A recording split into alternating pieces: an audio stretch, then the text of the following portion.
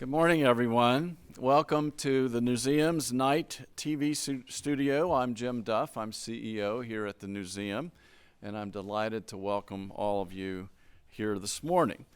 Just a few minutes ago, the Freedom House announced its changes in the state of world press freedom as the Newseum unveiled the newly updated World Press Freedom Map located in our Time Warner News Gallery. Unfortunately, we learned today that the percentage of the world's population that has access to a free press remained at its lowest point in more than a decade in the year 2013, with only 1 in 6 people living in a country where the press is truly free. This morning, we elaborate upon these findings and what we think will be a very fascinating conversation assessing the state of press freedom throughout the world. We're so pleased to be joined this morning by CNN national security correspondent Jim Sciutto, who will moderate a panel discussion featuring the New York Times national security correspondent Scott Shane, Al Jazeera correspondent Sue Turton, Karin Karlekar, the project director of Freedom House's Freedom of the Press Annual Index, and we know that's going to be an illuminating discussion.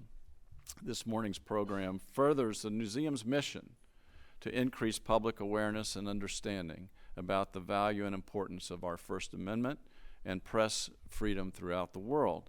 And it illustrates just how precarious press freedom is in many countries throughout the world when you take a look at our World Press Freedom Map. I would like to acknowledge our dear friend and Newseum Trustee Emeritus, Betty Bell-Lord, and her husband, Ambassador Winston Lord, for their generous support for this program. I also wanted to welcome Congressman Adam Schiff, who I think is still with us for a few moments until he has to go back up to the Hill on other business, but Adam has been very instrumental and out front on world press freedom, and we're very grateful for his efforts in that regard. It's now my great pleasure to introduce Freedom House President David Kramer, who does superb work on this very important topic for all of us. David, welcome.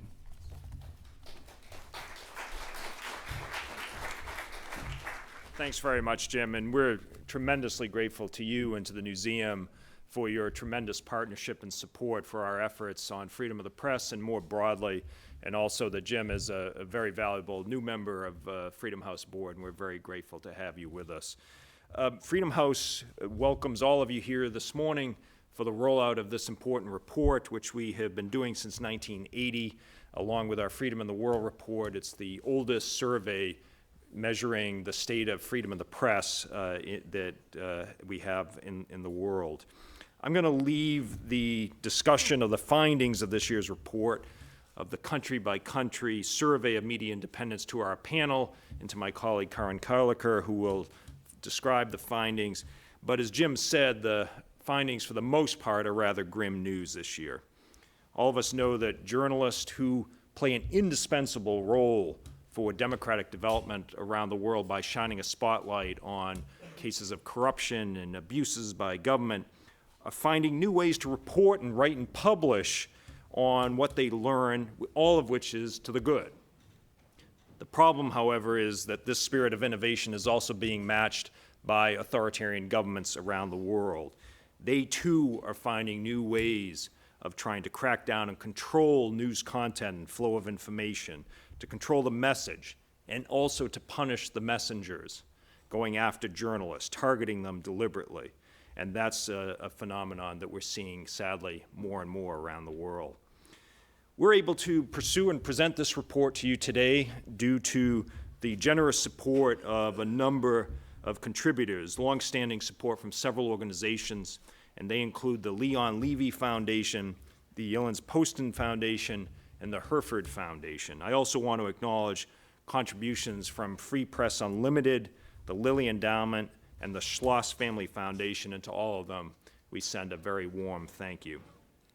I'm honored to introduce all of our panelists for today in a stellar group we have assembled, My colleague, Karin Karlekar, will begin the discussion with a summary of the key findings of the report. She's been with Freedom House nearly 13 years and is the project director of Freedom of the Press and its lead author. And Karin, thanks for all your tremendous work and the work of your excellent team. Jim Sciutto, we're delighted to have as our moderator, Chief National Security Correspondent for CNN. He previously served as Chief of Staff and Senior Advisor to the U.S. Ambassador to China, Gary Locke, from 2011 until last year. His reporting for CNN and as ABC News' senior foreign correspondent has taken him to more than 50 countries around the world, including lengthy assignments in Afghanistan, Iran, and Iraq. He won the Edward R. Murrow Award for his reporting from Iran and the George Polk Award for television reporting for his work from Myanmar. Scott Shane is a reporter in the Washington Bureau of the New York Times, where he covers national security issues. He has written on the National Security Agency and the Obama administration's prosecution of leaks of classified information. He's a former Moscow correspondent and is currently on leave writing a book about the issues raised by the life and death of the American-born radical cleric Anwar al-Awlaki, killed in a drone strike in Yemen in 2011. And last but not least, it's a pleasure to welcome Sue Turton. She is a television correspondent of nearly 25 years, much of that time in the United Kingdom, where she has won 2 Royal Television Society Awards. She is now a senior correspondent and presenter for Al Jazeera English. That post has taken her to Libya, Syria, Afghanistan, Russia, and not least Egypt. And it's in that last country where she, along with several other Al Jazeera journalists, have been charged with terrorism by the government of Egypt, and where she is now on trial in absentia. And we're very glad that she's able to join us here today. So, without further ado, I'm pleased to turn the floor over to Karin, who will present today's findings, and then we'll have our panel discussion. Thank you.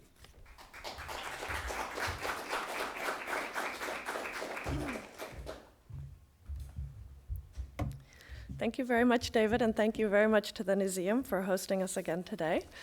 I'll try and give a brief overview because we have a great panel lined up, and I'd like to have more time for discussion and Q&A. So as David mentioned, our annual report has been produced since 1980, and it captures the state of press freedom in the world, covering all types of media, so print, broadcast, and internet, in 197 countries, and we rate every country on a numerical scale, as well as rating them as free, partly free, or not free. In terms of what we try and measure with the report, we look at both the ability of journalists to do their jobs, as well as the ability of people in each country to receive diverse news and information.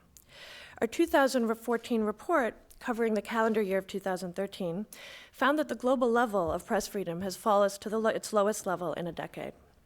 The share of the world's population that has a free press remained at 14%, while the vast majority of the world's population live in either partly free or not free environments. Last year, we found that all regions in the world, except for sub-Saharan Africa, where the regional average score remained the same, showed declines, with the Middle East and North African region showing the largest deterioration. And in terms of significant numerical shifts, which we look at as being 3 or more points in a change in a country's score, we also found that declines outnumbered gains by 15 to 11 countries. So in overall, the news was largely negative last year. I'll start with the good news, because there was some good news to report as well, and we're not only looking at the bad trends. There were significant gains that took place in a number of countries, and as I mentioned, the majority of these were in Africa. These country improvements were largely driven by 3 factors. One was the opening of the broadcast space and a growing ability of private firms to operate television and radio outlets. Second was greater access to a variety of views via online media, social media, and international news outlets. And third, we saw in a number of countries, particularly in Africa, new governments showing improved respect for the legal and constitutional protections for the press. However, turning now to the bad news, the overall trends were definitely negative. We found that press freedom is under attack in a range of environments, and important authoritarian states such as China and Russia continue to place broad restrictions on the media. Backsliding was seen in key countries such as Egypt, Turkey, and Ukraine, which I think will be focused on quite a bit during the panel discussion, as well as several countries in East Africa. And even freer countries witnessed negative trends. For example, the United States saw its most significant decline in a decade, primarily due to efforts by the government to control information on national security issues and the impact this had on journalists' ability to protect their sources and to work free from surveillance and legal harassment. On a global level, we found that the use of restrictive laws to jail journalists, as well as retaliatory physical attacks and murders, and the impunity that often accompanies it, have reached record levels and remain key ways of restricting the press. Both the numbers of journalists in jail, as well as the number of murdered journalists, have reached record highs, according to groups like the Committee to Protect Journalists. In addition, the declines in 2013 were driven by a number of additional factors, which I'll outline here. We saw a real focus last year on what I'll call attacking the messenger. So journalists' ability to cover breaking news was threatened, as those who attempted to report on protest movements or demonstrations or civil unrest faced physical harassment and in some cases targeted attacks, where they were really singled out as being members of the press and targeted for attack. Numerous cases occurred at the end of last year in Ukraine, but we also saw cases in Turkey, Egypt, and to a lesser extent in countries such as Brazil, Venezuela, Sri Lanka, Thailand, Jordan, and Uganda. Second, we saw a deliberate targeting of foreign media and journalists. Particularly in more restrictive environments, the ability of foreign media outlets to operate was hindered in authoritarian states such as Russia and China, who declined to renew or threatened to withhold visas for prominent reporters. Meanwhile, the new Egyptian government went a step further, targeting particularly Al Jazeera, but also foreign journalists in general. A number were harassed and detained during the year, and at the end of the year, we have a case where 3 Al Jazeera journalists are in jail, still currently in jail, and are charged with terrorism-related offenses. Ironically, the next hearing in the trial is set for Saturday, which is World Press Freedom Day. Third, we have a deliberate clamping down on new media. So we see that even as the spread of news and information is widening around the world with the reach of social media, we found multi-pronged attempts to control online speech by countries such as China and Vietnam. Other countries we saw imposed restrictions on this relatively open sphere, either through introducing or extending existing laws to cover online content or by censoring websites. And in countries such as Vietnam, we also saw sort of deliberate attacks and targeting and imprisonment of bloggers. Fourth, we had a trend around the last year of controlling content via ownership. So not just looking at the impact of governments, but looking at the role of private owners and other non-state actors. We saw that press freedom in a number of countries was threatened by new owners, particularly those with close connections to the governments or ruling parties in a country, who would alter editorial lines or, in the worst cases, dismissing or firing outspoken staff at key outlets. This occurred in Turkey, where several dozen journalists were dismissed or fired during the year, as well as in Ukraine and in Venezuela, with changes in ownership at outlets such as Global Vision in Venezuela, TVI in Ukraine. I'll end by highlighting our worst of the worst category. And these are the 8 most restrictive environments in the world for media freedom, and they haven't changed since last year, actually. They remain Belarus, Cuba, Equatorial Guinea, Eritrea, Iran, North Korea, Turkmenistan, and Uzbekistan. And in these 8 environments, we really find black holes for freedom of information and of the ability of journalists to do their job. There's very little access, and there's very little ability to work as a journalist.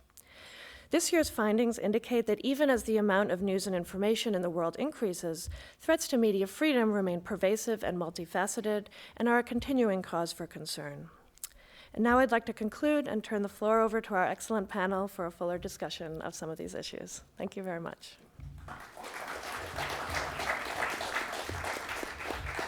So I think the panel will be joining me up here.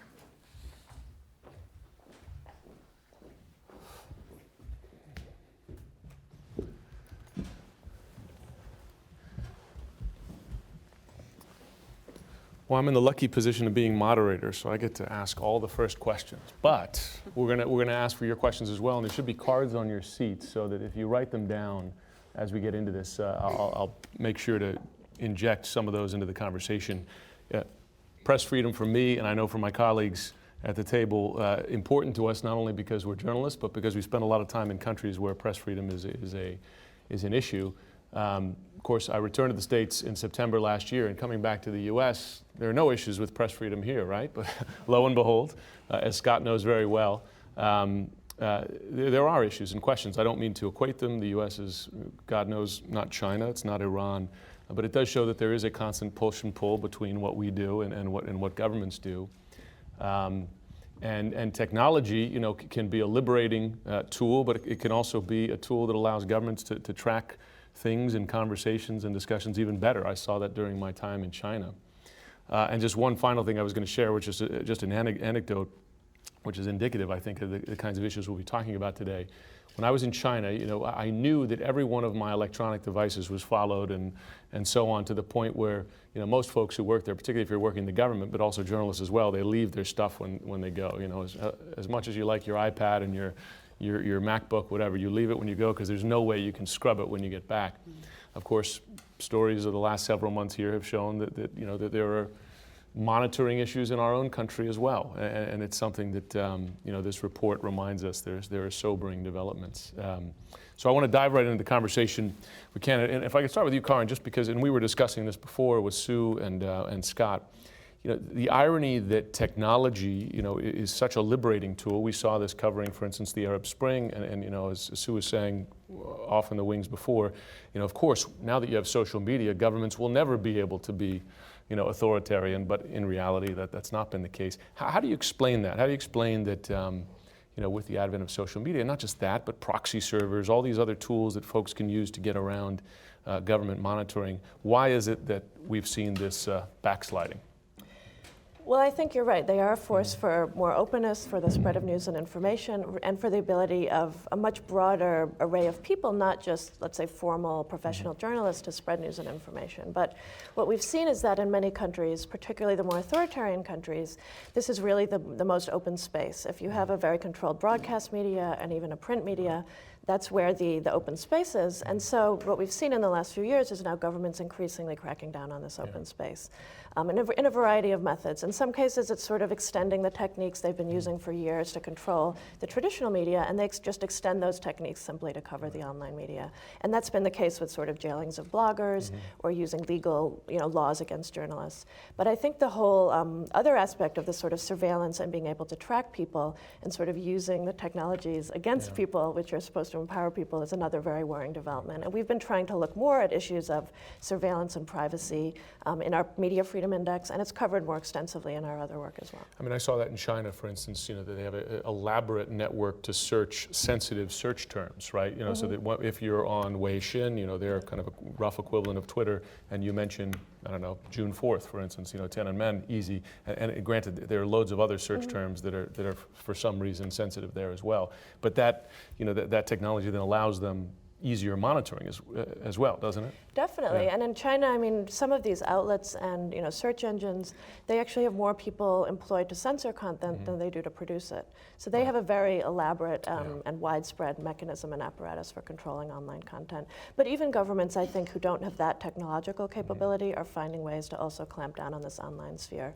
And if it's not in terms of being able to censor the content, what they do is go after people after they've produced it. So that's in the cases, let's say, like Ethiopia, where they've just imprisoned, you know, 9 bloggers for what they wrote. So they can find mechanisms. It's either sort of censorship or going after people after they've written something or posted something online. Scott, because you've covered, you know, the U.S. angle on this, and you know, both of us as national security reporters, we know the difficulty in speaking to sources and the threat that they face, frankly, and this is America, right? And again, I'm not equating this with other countries because, I mean, really, they're dramatically different. But can you just put into context how severe a threat, the kind of monitoring we see here, but also leaks, prosecutions, et cetera, how much of a threat is that to the free exchange of information in the U.S. and how we cover the White House and you know, the Pentagon, et cetera? Well, I really commend Freedom House for being so objective and kind of clear-eyed about this, and it was a little sad to see, I think quite properly, the U.S. downgraded from 18 points to 21, if I'm not mistaken, in this year's report. And that has to do, for folks who don't follow this closely, in all of American history, until 2009, there were 3 government officials prosecuted for leaking classified information to the press. We're now up to 8 since 2009 under Obama. And that is having a real effect, as Jim knows, on the willingness of government officials to talk even about unclassified but sensitive matters. You know, the border between what's classified and what's unclassified is not a bright line, and there's a kind of DMZ, a kind of fuzzy zone where reporters who cover national security meet their sources to write about things like drone strikes, technically classified, but the President of the United States has talked about them on any number of occasions. So increasingly people are understandably, people from the agencies are understandably nervous about talking about these things because they've seen some of their colleagues literally go to prison as a result of talking to reporters. And that has a real effect on the reporting that we do. And as Jim says, it's, you know, I mean, any American reporter feels fortunate when they read this report and see what their colleagues in other countries put up with. But it was interesting to me to see we're ranked lower now in press freedom than Estonia, Czech Republic, former Soviet and Soviet bloc countries that are doing a great job in this area. Well, you mentioned classified, and having had my brief stint outside of news and government, I remember that the default setting was basically to classify everything because you don't want to, you know, if in question, you would just classify it because better that than to, you know, and sometimes you would see examples where press clippings were classified, right? Because the way they were compiled, because it's just easier to do that than to make them open, and that creates problems. But does it really get at, you know, I feel like oftentimes we can be the frog in the boiling water, right? That as the temperature rises, we don't know when it reaches the point where it's actually damaging what we have an expectation of and really kind of take for granted as an open system. You know, has it reached a point here where, you know, our leaders are not under the same oversight as we expect them to be, or they were 10, 20 years ago? Well, you know, those kind of comparisons are hard to make. But Max Frankel, then the Washington bureau chief of the New York Times, put an affidavit into the Pentagon Papers case in 1971, where he tried to explain that covering secret classified information is critical to informing the public. And he was trying to make the point that while some people might want to take the attitude, well, it's secret, you shouldn't write about it, that would make it basically impossible to cover diplomacy, to cover the White House. You know, to take one simple example that I've been involved in the last few years, as folks might remember, the U.S. for the first time killed an American citizen deliberately, hunted him down and killed him in Yemen in 2011. It was the Yemeni-American cleric Anwar al-Awlaki, who I'm trying to write about now. And there was a long legal opinion justifying the unilateral killing of an American citizen. That was a classified opinion. I filed a FOIA for that, a Freedom of Information request for that back in 2010. 4 years later, an appeals court, after we filed a lawsuit, you know, an appeals court has actually ruled in our favor, ordered the government to release it. But if we're lucky, you know, we might get a look at a redacted form of this legal opinion 5 years later. So, you know, and that's a fairly fundamental question when the President of the United States has the right to order or claims the right to order the killing of an American citizen. You know, Americans, I would argue, have the right to know what's the legal basis for that. Yeah. So Sue, a pleasure to have you on stage because you're, are you convicted or you just charged?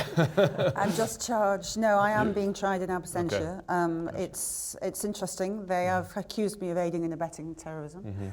Which is a word that gets used, right? I mean, we see it now in Ukraine, right? As a, yeah, it's a word that's used by the American government as well as other governments around the world. But yes, they're saying that I aided and abetted the Muslim Brotherhood, that they, on the 25th of December, on Christmas Day, prescribed a terrorist organization. I suppose the interesting fact I should add is that I actually left Cairo last time on the 6th of November, which was a month and a half before they said they were terrorists. So by the same token, you could say every other journalist that was in Egypt last year and talked to the Muslim Brotherhood is also an alleged terrorist. So your colleagues, what are your, and just for folks who aren't aware, three colleagues who were unfortunate not to be charged in absentia because they're sitting in Cairo we've now. actually got 4 in prison at the moment. Yeah, Abdullah Shami, he's been, he was arrested last August during a demonstration. He hasn't been charged with anything yet, much like thousands of Muslim Brotherhood supporters, anti-coup alliance people who were rounded up last year by the new military-backed government. He's just in prison, and he's been on hunger strike now for 100 days. The 3 guys that I worked with for Al Jazeera English were picked up 4 days after they announced the Muslim Brotherhood was a terrorist organisation. Peter Grester, who's Australian, who is actually an incredibly well-respected correspondent. He has a Peabody Award for a documentary he did actually when he worked for the BBC. Mohammed Fahmy, who is our bureau chief there, who's half Canadian, and there's been a lot of push to try and get the Canadian government to shout about this. And Baha Mohammed, who's a sort of quite a young, really keen, enthusiastic Egyptian guy who started working for us last summer. One of those guys that just wants to be a reporter, a journalist, asks questions all the time. How do you ask that question? What are you doing here? They just got picked up 4 days after they prescribed them a terrorist organisation and thrown in prison. And they've been now there 124 days. We've had 6 sessions in court where they're in a cage. I'm sitting out of the country, where they're going through what I would describe as a ludicrous court case. There really has been no evidence brought against us. Well, we've seen a lot of those in Egypt lately. The first question, just simply, do you believe they're going to go to prison? I mean, is it your view, the lawyer's view, that they're going to go to prison? Are they going to be found guilty? Yeah, found guilty, I mean.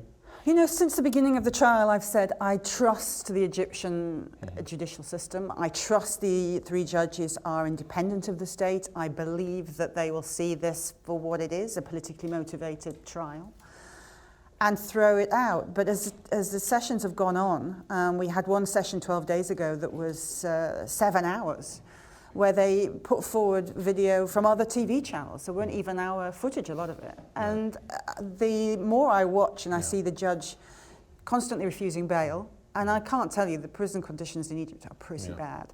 The 3 of them are in a cell now together. They were apart, which was worse, but they're now in a cell 4 meters by 3 meters, 23 hours a day. No writing material, nothing really to break the monotony of that. And they get 1 hour out of that cell, where apparently Peter and Mohammed just run fanatically to try and get some exercise. But, you know, I mean, will I believe still that they are going to see the light of day? I'm pretty scared, to be honest. It's, it's the irony, right? I remember visiting during the Mubarak regime, the prison there, Ayman Noor, for instance, you know, so he was an opposition leader, but each successive government, Mubarak and then the Morsi government, now Sisi, all used the same tools, right, in the same prisons to imprison their opponents. I want to ask you, and also Karin, I mean, did the Arab Spring fail? In terms of, specifically not on political freedom, but say on just the freedom of information. Have we fallen behind in the last This could be a very long conversation because we're talking about lots of different countries here and they all have their very different outcomes. Question, but a big picture TV conversation. TV conversation. I mean, the Arab Spring did not deliver what the Western governments would probably hope it was going to, a great, perfectly packaged democracy where you can say, look, these people have great freedoms now. But not even perfectly packaged. Has it moved the ball forward in terms of access to information, or is the media freer in some of these countries than it was 5 years ago? I think it's definitely freer in some countries. I think Tunisia has seen quite a sophisticated reaction to a toing and froing of the power brokers, whether it was going to fall to the more extreme Islamists. It's kind of come back round again. I think in Libya it really is a mess. I mean, when I covered the revolution, the optimism was enormous and things did improve, as you've pointed out, to start with. It's backtracked now, but I wouldn't say it's gone back to the Gaddafi years. But I think in Egypt, I'd say it's failed. Because when you talk to people on the ground, and you don't get this sense in the domestic press in Egypt because they are so shackled that they don't speak out against the government. They can't, or they'd be in prison. But there is a definite sense when you talk to people on the ground that they say the conditions are worse than they were under Mubarak. Our numbers back up pretty much what Sue was saying. I mean, we've seen Tunisia sort of really hold steady. Libya, there's been a dramatic improvement, but now a bit of backsliding this last year. And then Egypt, this score now for Egypt is actually worse than it was in the last year of Mubarak. So, I mean, overall in the Middle East, we've seen over the last 5 years an improvement in the overall level of press freedom from the last 5 years, but we've definitely seen backsliding in the last 2. So it's not as bad as it was, but I think These things are impossible heading in the wrong direction to predict. right now in But most your countries. organization has gathered data and information on this for years. I mean, as you look at the trend line, and this is the first couple chapters of a many-chaptered story, right? But do you see, as you look at that, are you confident that as these things that it will fall, on the more free side than the less free side as we go forward, or is it just too muddled a picture to even predict?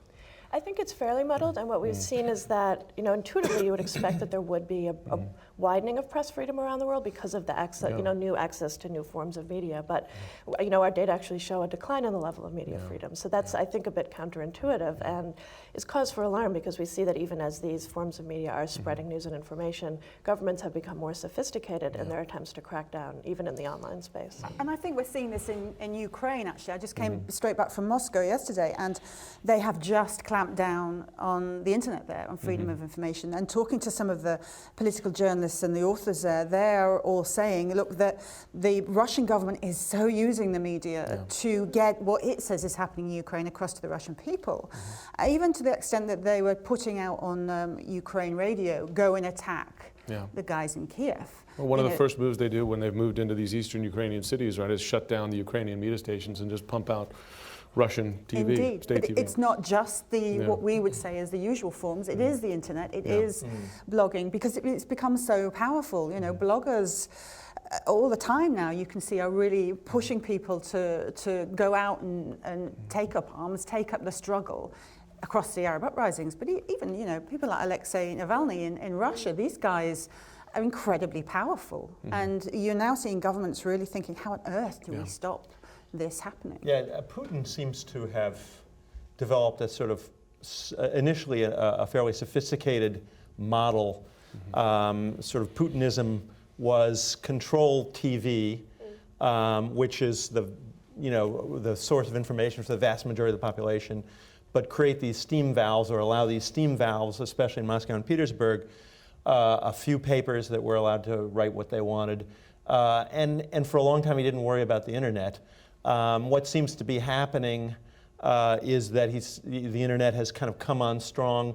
There were the anti-Putin,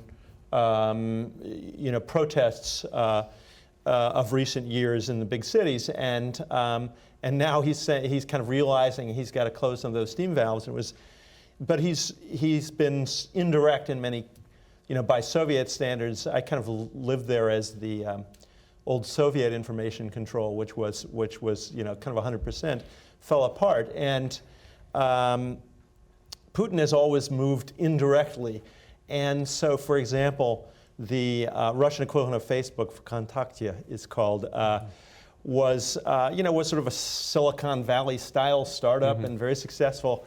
And just, I believe in January, the founder sold his last shares to a kind of Kremlin crony. And the biggest media company, the media combine in the supposedly private media, is Gazprom Media, the big natural gas company that's very close to the Kremlin. So you see these, Putin kind of like, who, me? But meanwhile, all these levers through the supposedly private sector, as well as the public sector, are squeezing.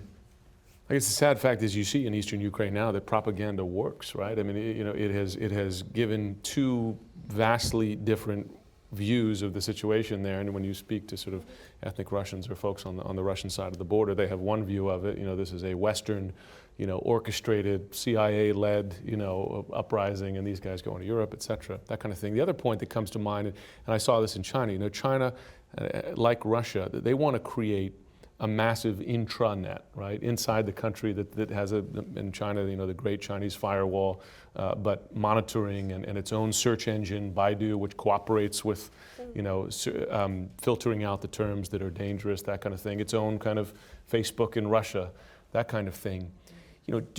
First of all, I mean, this goes to your point. I mean, is that, internet freedom is connected to press freedom, right? So as you see those kind of the balkanization of the internet, as people say, those, I imagine, feed each other, one. And then the question I would ask you, follow up, since this is a battle of ideas, I mean, it's a soft power battle, how much has the U.S.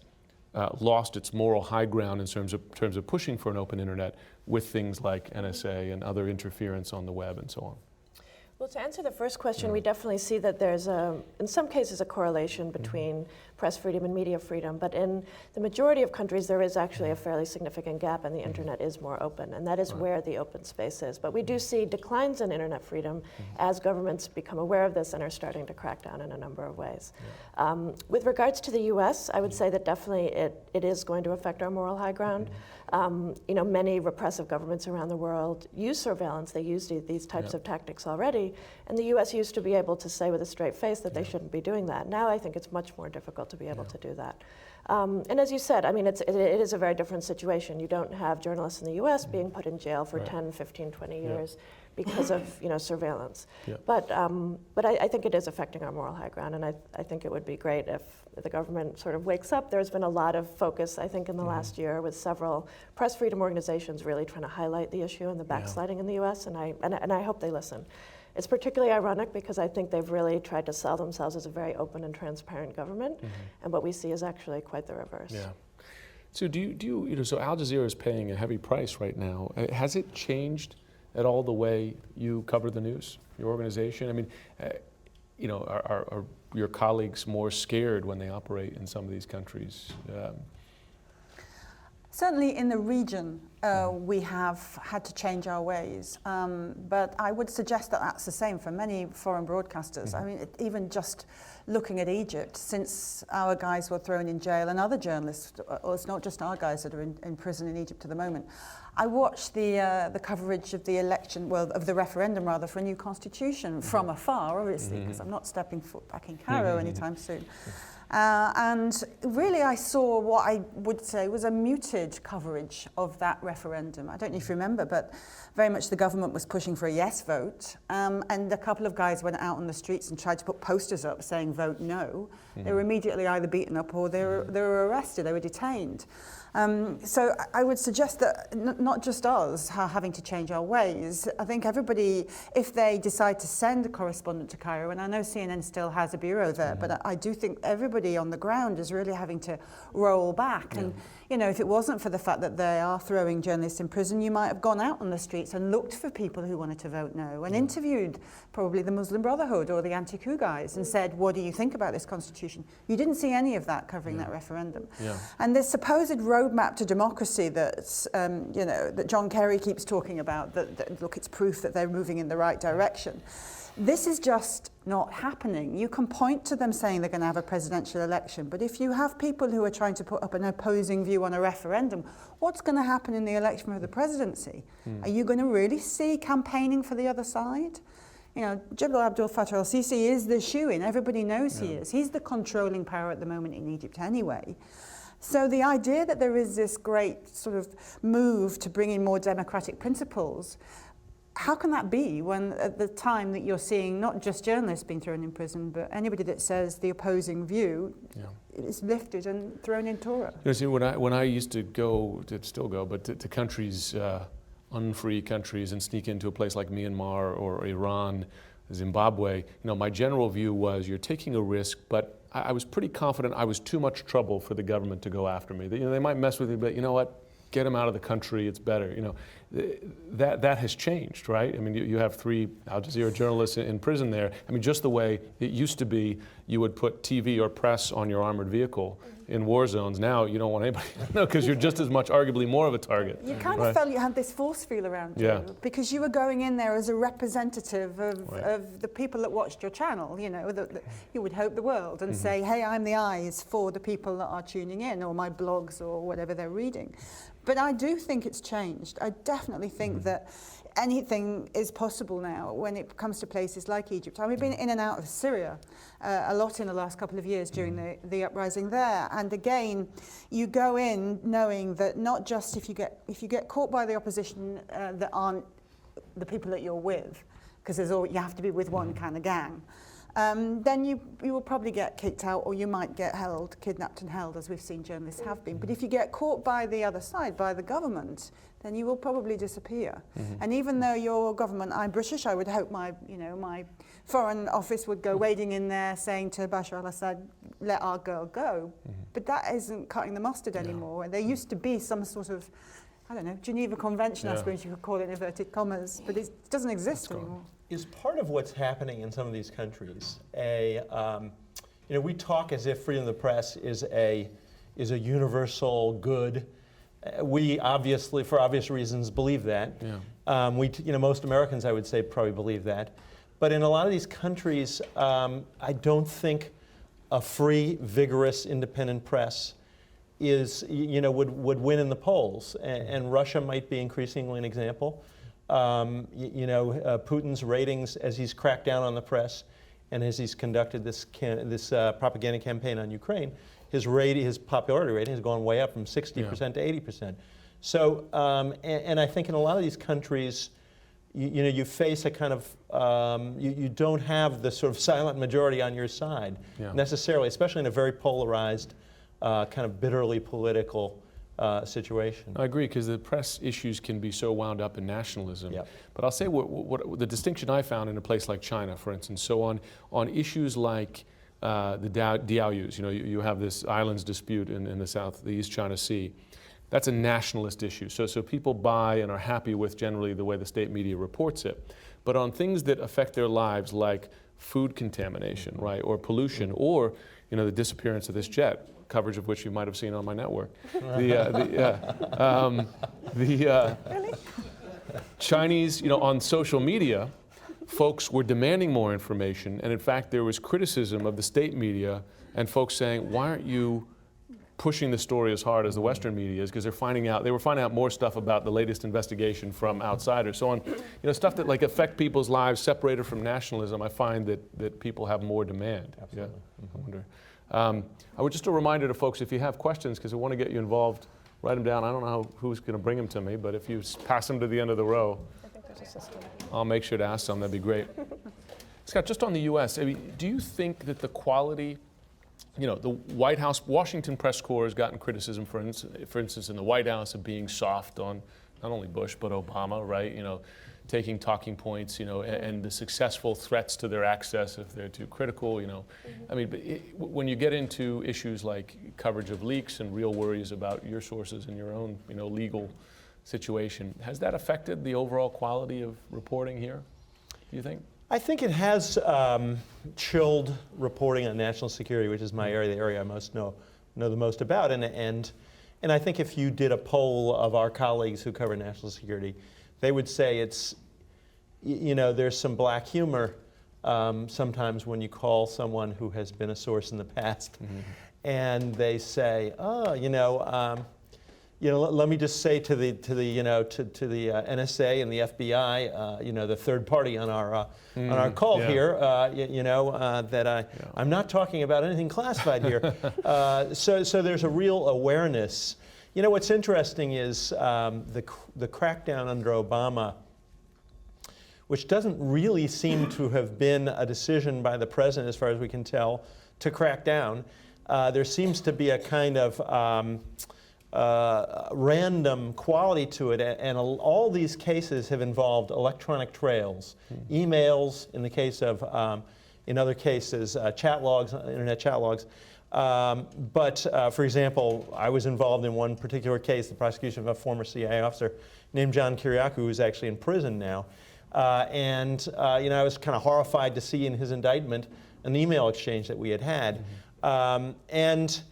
So there's been this sort of, used to be the FBI would often say, we'd like to look into that leak, but there are 1,000 people in the government who are cleared for that information, and we really have no good way of finding out who's responsible. Now they can go into the government email system, click, click, click, and find out who exactly has been talking to the reporter whose byline is on that story. And I have to say, in fairness, the technology is driving the leakers as well. Of these 8 prosecutions, two are, of course, unique in American history. One is Bradley Manning, and the other is Edward Snowden, where the volume of the classified information put out there is unprecedented, dwarfs the Pentagon Papers or anything else in history. That also is facilitated by technology.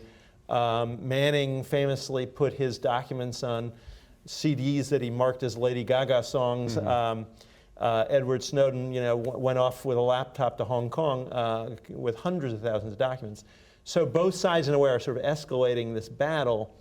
What's happening in the U.S., if our government is tracking leaks to the press here, I mean, that's obviously happening on an exponentially greater scale in countries like China, Russia. And I think, as you pointed out, I mean, the fear is that some of these issues will lead to self-censorship. So what stories are not getting covered because of fears of this issue? I mean, we've seen in the case of China also, for example, with Bloomberg, there does seem to be a clear, trail between the harassment and the threat of visa denials, and then they're changing and their the difference. And we coverage. talked with a lot of journalists there about how they respond, and you have a clear difference between the way the New York Times, for instance, handled similar harassment and then Bloomberg, right? It is, one other point about the U.S. is that the U.S., I think a lot of us have always been with a fairly straight face, been able to hold up the U.S. when we travel, when we're working in other countries, as a model. And, they can now point to both the monitoring and the fact that there are government officials in jail now for talking to reporters. Whether it's fair or unfair, it's very hard to use that as a sort of banner that you can hold high. And that I have to believe that filters down to other countries, and the Putins of the world say, hey, why should I not crack down when look at the U.S. record? I think also many leaders around the world think they can spin the media, think they can shape the media. And they would, again, look at the US and saying, well, they're past masters at it. Most of the Western governments, in some way or another, have been exposed for trying to do exactly that. Unfortunately, the lower down your pecking order, I suppose, the less sophisticated they are at doing that. And that's why they were possibly more likely to be exposed if they had a free press. And the thing that's driving Egypt is they're fearful, they're worried, the guys at the top, that they won't hang on to power. And that's the only reason that they're behaving the way they are. It's just fear. No question. Yeah, they've seen others fall around them, right? So that they've had a lot of precedent. Is there? Oh, good. We got some questions from the audience. Question flooded in. All right, we have one question from the audience. How have economic factors contributed to declines in press freedom or lack of media diversity in the U.S. and Europe? Challenges for newspapers, no question, and also for broadcast networks, which I've worked for. What do you think? You think business stress? I mean, you have to cover a certain kind of news, right? I mean, I certainly feel that at networks, right? Softer coverage over time, that's one thing. I think I'm in the very enviable position of working for a channel that has quite a lot of cash. Yes, which is the dream scenario, right? But not without its own political pressure, right? Not without its own political pressure, no. But when it comes to, when I joined, you'll hate me for saying this, when I joined, I was told by my immediate boss, if you have a great story, money will never be an obstacle. I wouldn't say I've seen that completely. I've never heard that phrase. And I don't think you ever will ever from now, but that was the idea. And that is one of the things I think that we enjoy at Al Jazeera is we have an enormous network around the world. We have over 70 bureaus across the world. And then we have stringers in the smaller places where we don't have bureaus. I think we're a very new channel. We haven't quite managed our message perfectly at the moment. I think you guys are much way ahead of us on that one. But I think if we can just get beyond our sort of baby steps and grow, we can be much more of a force, because there is the money, and let's face it, that usually stops you covering any story, is the cash. Well, is that what we need, Scott? Do we need, if not the Al-Thani family to buy us, do we need Jeff Bezos? And well, the Washington Post and Bezos would be really interesting to watch. I mean, they're hiring fairly aggressively now, and I think the New York Times, my employer, is watching them warily. I mean, there have been contrary trends, I think, in American journalism and covering the world I used to work for the Baltimore Sun. For most of the years that I was there, they had 8 foreign bureaus, believe it or not. They had 15 people in Washington. Today, their newsroom is about 1/3 the size that it was. Has no foreign bureaus, and has one guy who works for Tribune Company in Washington. So there's been that sort of shrinkage as the newspaper industry has been clobbered. But at the same time, as everybody knows, there are many, many more voices on the internet, and there are new organizations like Sue's that are getting out there. So actually, I don't think I've seen a census of American reporters or reporters from American organizations working overseas lately. But there are these kind of contradictory trends, and you know, how it all settles out, who knows? I mean, even a paper like the New York Times is still, you know, concerned because we don't have, I don't think we're finding that even with our fairly successful charging for the web, I don't think we yet have confidence that there's going to be the same economic platform foundation to support a newsroom of the same size in the future as the print edition shrinks. Although, to be fair, there was a good piece in The Atlantic this month about how these things have been happening for years. And I just know this from being in network news. People always talk about the golden era of network news. There never really was, right? You know, we always imagined that 20 years ago was better, but there was a great statistic in there that the number of city newspapers peaked in the U.S. in 1915. You know, so that you know, over time there's been churn, and it made the point that, for instance, the Hearst Empire was really funded by oil and gas money from his dad. You know, it didn't make a lot of money, you know, just from the newspaper. So that, you know, some of these trends have been there for some time, but clearly there is pressure that wasn't, but on the other side, I think there's also more outlets. I feel as a young journalist, I'm no longer, but if I were talking to young journalists coming in, that in many ways it's more exciting today because you have many more outlets which allow you to progress more quickly. I think as well, we are dinosaurs. You know, we are from the broadcast news media, and that really is a dying trend. The idea that, you know, my mum would always switch on the 6 o'clock news in the UK, and that was how she got her news. And that really just is not what I'm sure the younger generation in the audience right now would say. That's what are you talking about? Why on earth would we ever think of doing that? I've heard people saying, oh, they only read Twitter, that's the only way they get their news, which, you know, scares the pants off me, but that seems to be enough for them. Exactly. Some more questions coming in, a couple of them about the way propaganda is playing a role in, certainly in the Ukraine crisis. Here's one. What ideas do you have to counter Putin's propaganda? And this is something I'll hear from U.S. officials often saying, oh, we got to do a better job at pushing back against this storyline that's being pushed by pro-Russian media, you know, in Ukraine. I mean, is there a way to counteract? Because we were talking before going on that you don't want to show the hand. You can also overshow the hand of a foreign government in these crises and play into that narrative, right? That this is orchestrated, which is the Russian narrative, right? That this is a CIA-led, you know, pro-European kind of thing that's happening. So how do you push back without you know, well, not just interfering, but also undermining, you know, the independence of the good guys, you know, assuming there are good guys in crisis? How do you do it? I mean, definitely, I think it's helpful to point out the egregious examples of propaganda, so sort of shining a light on the coverage at RT, and I think there has been a bit of that in the last few months. I mean, otherwise, trying to set up alternative voices. So, I mean, usually as a press freedom organization, we would prefer the idea of not, you know, censoring outlets, which they've been talking about in Ukraine, you know, trying to censor Russian outlets, for example, but trying to counter the message with providing alternative voices. Now, that does rely to some extent on people having, let's say, the ability to access the internet, or the ability to access alternative sources of news. But that's, I mean, we basically are in favor of increasing the diversity of voices rather than, you know, trying to censor. Understood. So don't shut the liars up, right? But more just get an accurate viewpoint. I mean, you hear this constantly. This is clearly part of the administration strategy here, because you will hear that they will, you know, there's even a Twitter handle for the kinds of things that Putin is getting wrong. Like here are the false facts, you know, of that. But is that, you know, I wonder, I don't see how much that's filtering into the, you know, the views on the ground in eastern Ukraine. There's been some fabulous reporting on, you know, tracking the same faces from Russian special operations, turning, you know, people who turned up in Georgia, turning up in Ukraine, you know, as a, you know, Ukrainian militant Yeah. or whatever. And but I don't think it has a huge audience. And one part of Putin's strategy, clearly, he said the other day at his latest press conference that the internet, the entire internet, was in fact a CIA creation.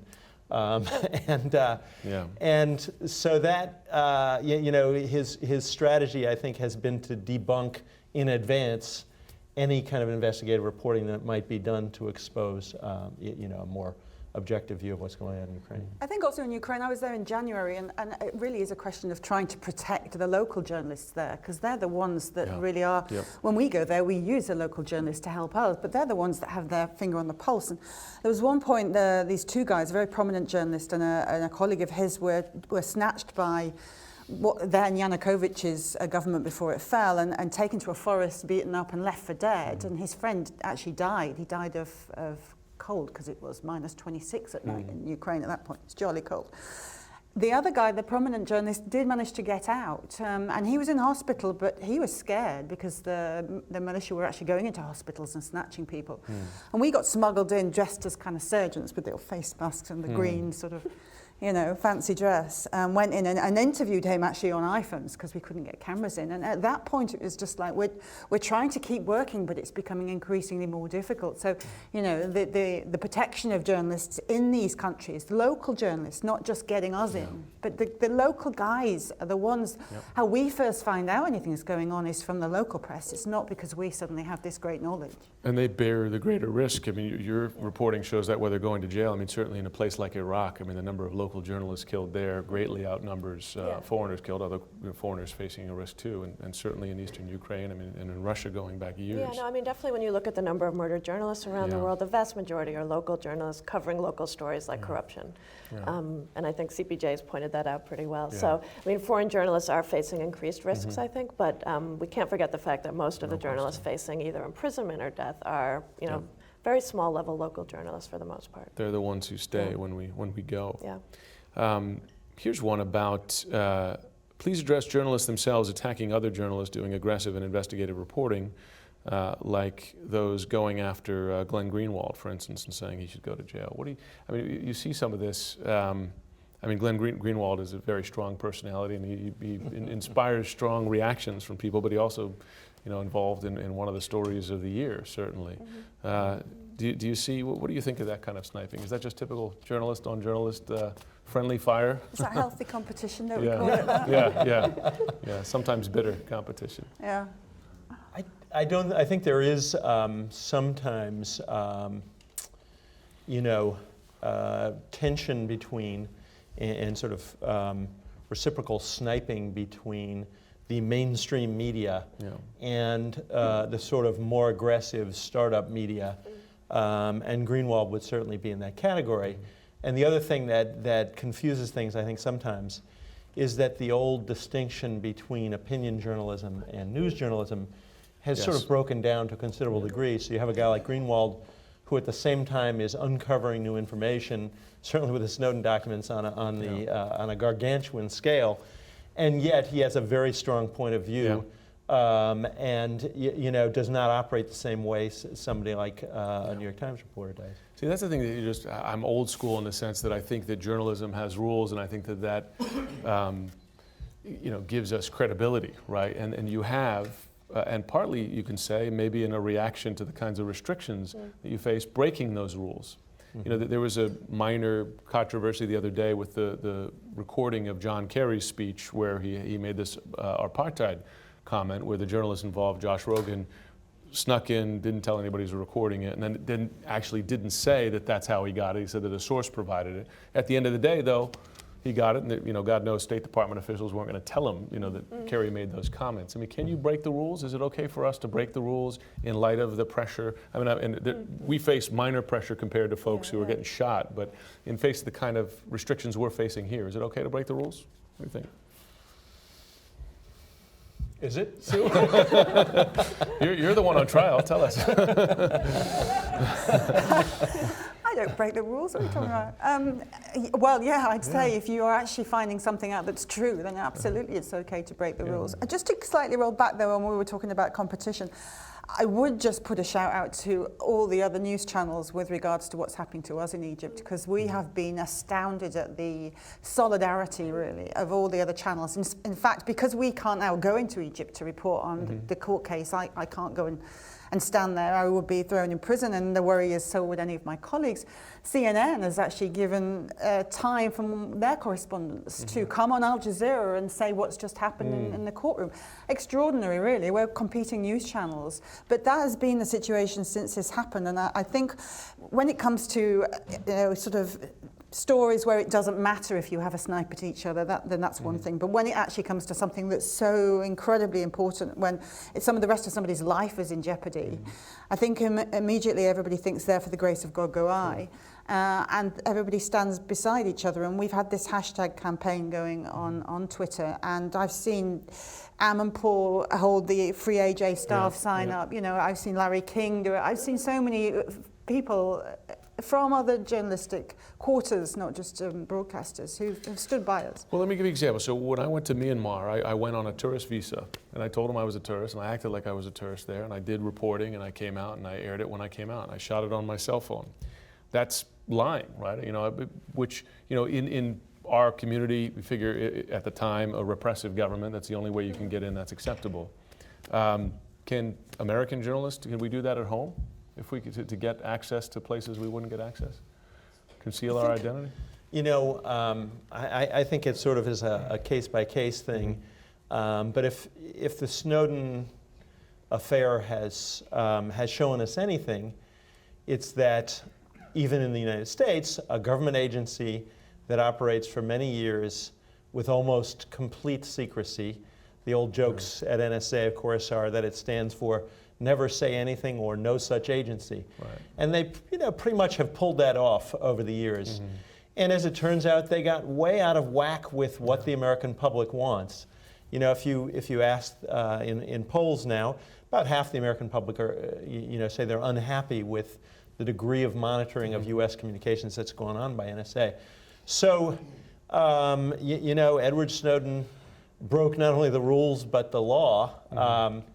And I think it was absolutely the right thing to do for the U.S. and international press to run some of those documents within limits. When we wrote about those documents, it's always a balancing act. When we wrote about those documents, we went to the agency, and almost all the news organizations have done this, including Greenwald's, and said, hey, this is what we plan to run. What do you have to say?